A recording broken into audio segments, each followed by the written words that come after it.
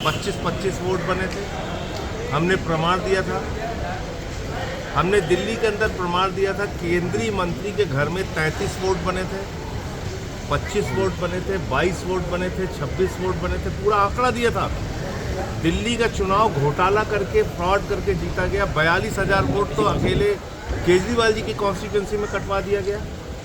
तो उस समय ये सारी बातें जो आज राहुल गांधी जी और कांग्रेस पार्टी कह रही है, ये सारी बातें हमने उजागर किया था।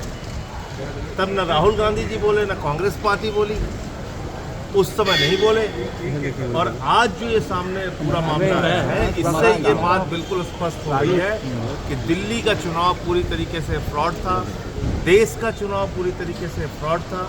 और अब ये ज़रूरत है कि पूरे देश में इसका गहराई तक पता लगाया जाए। चुनाव आयोग तो खैर संज्ञान लेगा नहीं, लेकिन अपने स्तर से जो जानकारी मिलती है उसको सामने रखा जाए। और अब तो चुनाव लड़ने का कोई मतलब नहीं है। हम लोग रैली, सभा, मीटिंग, संगठन बनाने का काम करते रहते हैं। मोदी जी अपना दूसरे काम में लगे हुए हैं। सीटों को लेकर अब चुनाव का कोई मतलब नहीं है। 30 सीटों को लेकर यहाँ तक कि जो प्रधानमंत्री जी हैं, मैं कह रहा हूँ देश का चुनाव अवैध घोषित होना चाहिए। देश का चुनाव अवैध घोषित होना चाहिए। दिल्ली का चुनाव अवैध घोषित होना चाहिए।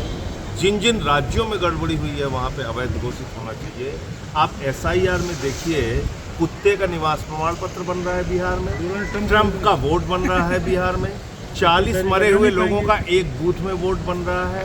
और इतना ही नहीं, BLO खुद बैठ के लोगों के फॉर्म भर रहे हैं, उनके दस्तखत बना रहे हैं। इतना बड़ा फ्रॉड हो रहा है। 65 लाख वोट काट दिए। अब चुनाव का मतलब क्या बचा हुआ? आप लोग आरोप लगा, तो अब मुझे लगता है कि इस देश के अंदर एक बड़ा जन विद्रोह होगा इन सवालों को लेके। तभी चुनाव आयोग और मोदी जी होश में आएंगे, क्योंकि ये वोट चोरी का मामला है और अब पता चल गया है कि चौकीदार ही वोट चोर है। अच्छा, बिहार में बहुत कम दिन बचा है चुनाव को लेकर, तो कैसे आप लोग इसको कैसे लड़ेंगे? आप देख ही नहीं पूरा समझो चुनाव का लड़ाई लड़ेंगे इसको लेकर। तो क्या सड़कों पे उतरेंगे कि लोकसभा में? हर स्तर पर लड़ाई लड़ेंगे, सदन में भी और सड़कों पे।